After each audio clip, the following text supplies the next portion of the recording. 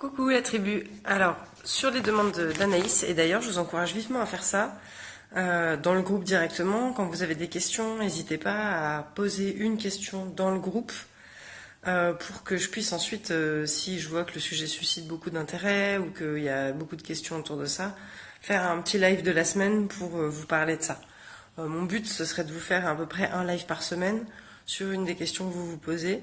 Donc allez-y, n'hésitez pas. Plutôt que de m'envoyer des emails, mettez-les directement sur le groupe, comme ça tout le monde peut s'en saisir.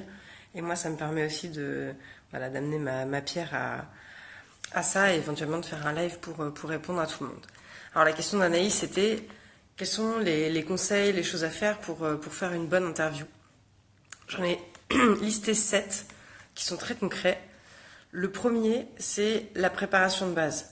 Le truc numéro 1 contre le stress, c'est de savoir qu'on est bien préparé. Ça veut dire, le matos fonctionne. Donc si vous voulez enregistrer, vous avez testé, vous savez sur quel bouton il faut appuyer, vous n'allez pas paniquer que ça va pas marcher.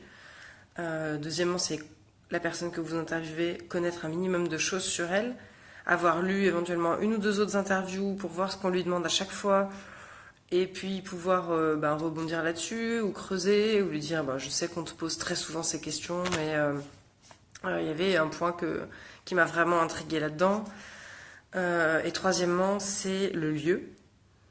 Que vous fassiez l'interview sur Skype ou que vous fassiez l'interview en personne, veillez à ce que vous soyez dans un lieu sympa et calme, où vous allez pouvoir vous parler sans hurler, parce que le but d'une interview, c'est aussi de se confier des choses intéressantes. C'est pas forcément propice si on est au milieu d'un brouhaha de fou, et en plus si vous enregistrez, ça va être encore plus compliqué.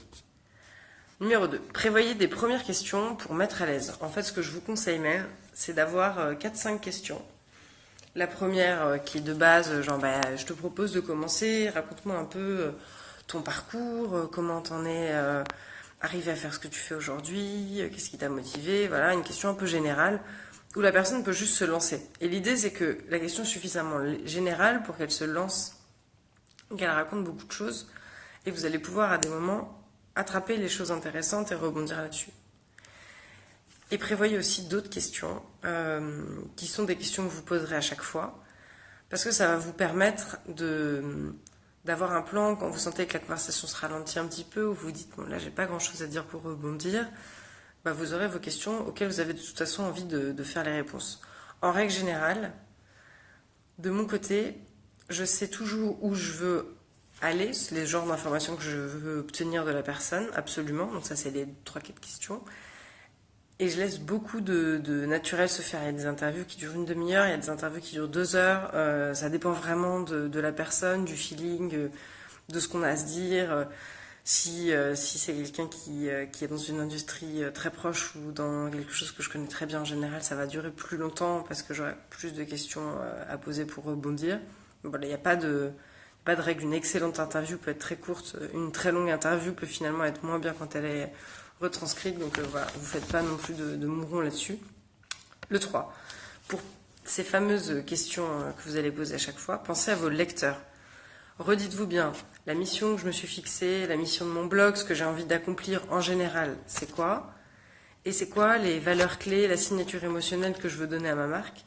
Comment est-ce que ça se retranscrit en des questions? Un exemple très concret, Anaïs qui parle aux écolos néophytes qui veulent se lancer sans se prendre la tête, tu pourrais systématiquement avoir des questions sur quelle est la pratique, la première chose écolo la plus simple que tu as faite et qui t'a permis de mettre le pied dedans. Tu pourrais aussi demander qu'est-ce qui t'énerve aujourd'hui dans l'image des écolos et comment tu as envie d'agir ou comment tu penses qu'on pourrait agir pour changer ça. Ça peut être une autre question que tu poserais. En tout cas, c'est important qu'il y ait une certaine structure, même si on ne la retrouve pas à chaque fois dans chaque interview avec les mêmes questions, qu'on sache, en tant que lecteur, on lit cette interview sur votre blog, la personne que vous interviewez, je ne lui poserai pas les mêmes questions, Anne ne lui poserait pas les mêmes questions, Nico ne lui poserait pas les mêmes questions, etc., etc.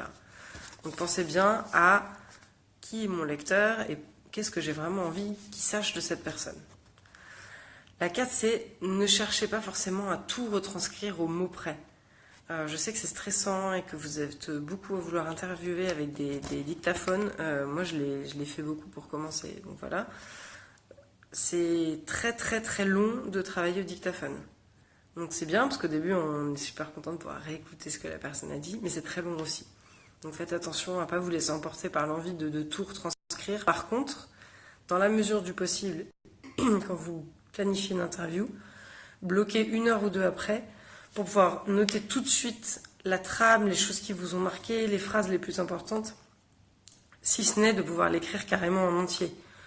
Maintenant, j'en ai quand même fait pas mal, donc j'arrive à retranscrire plus tard, à me dire je laisse passer une journée, mais je laisse rarement passer plus de 24 heures entre l'interview et le moment où j'écris, parce que je vais perdre l'ambiance en fait, l'énergie que la personne avait, ce que j'ai envie de transmettre de cette personne. Donc voilà, dans la mesure du possible, bloquer non seulement du temps pour l'interview, mais bloquer une tranche horaire plus longue pour avoir le temps de tout de suite mettre en place à minima les choses importantes que vous voulez retranscrire et éventuellement même la structure de l'article. Le point numéro 5, demandez bien la photo et la bio de la personne à chaque fois que vous l'avez. Donc vous lui dites en fin d'interview, bah, écoute c'est super, ce que je te propose c'est de m'envoyer une petite photo format bidule et pas de format si vous ne savez pas, vous prenez pas la tête. Et une courte bio, peut-être 2-3 lignes avec, si tu veux, ton site web et les réseaux sociaux que tu as envie que je partage. Très important, on oublie souvent et c'est un peu pénible de réécrire une semaine après. Ah, j'ai oublié de te demander ta photo et ta bio, et du coup la personne peut mettre beaucoup de temps à répondre parce qu'elle est plus dans le truc. Donc faites-le tout de suite. Vous pouvez même terminer l'interview comme ça, faire suivre d'un petit email, merci pour ton temps, l'interview sera publiée à telle date. Voilà ce dont j'ai besoin de ta part pour pouvoir faire l'interview.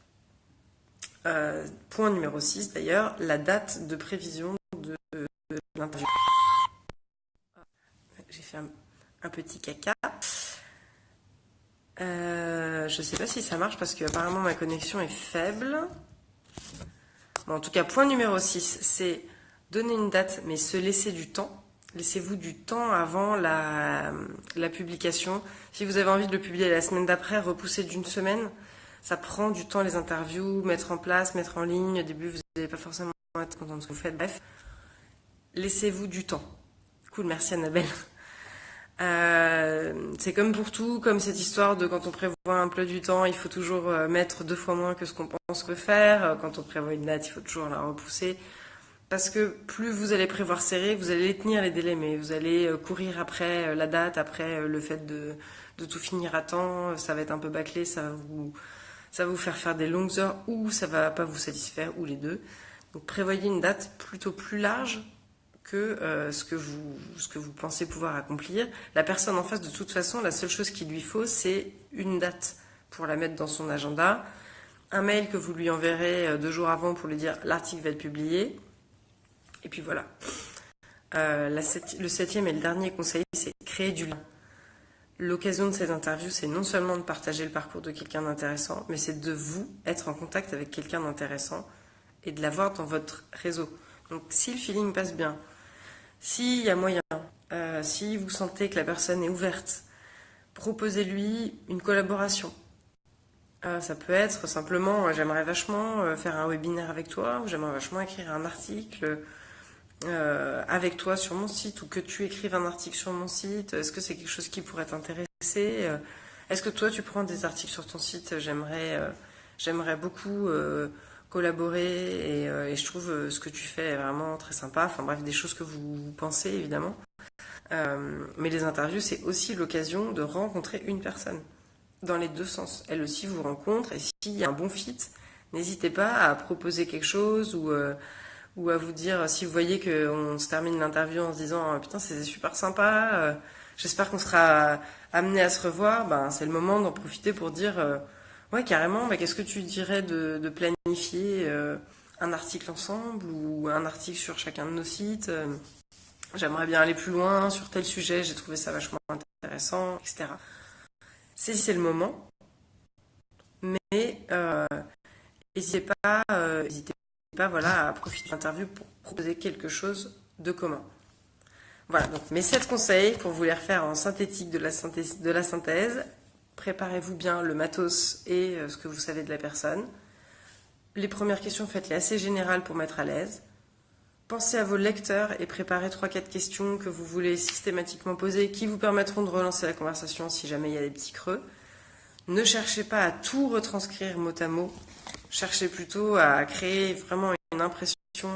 Les personnes retiennent 2-3 choses d'un article, donc pas la peine non plus en mettre 20 ou 25 points intéressants. Dites-vous vraiment la substantifique moelle de cet article, c'est quoi? Le 5, c'est demandez bien la photo et la bio tout de suite, voire préparer un petit email tout prêt que vous envoyez systématiquement.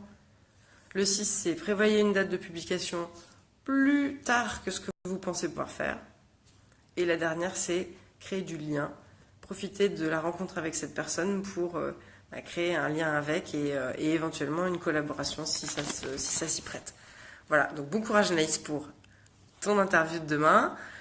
Pour la tribu lyonnaise, je vous dis on se voit samedi. Et pour les autres, à bientôt. N'hésitez pas à nouveau à poser vos questions dans le groupe, il est là pour ça. Si vous avez des doutes, des moments de base et tout, allez dans le groupe et parlez-en. Bonne journée, bonne semaine et à bientôt.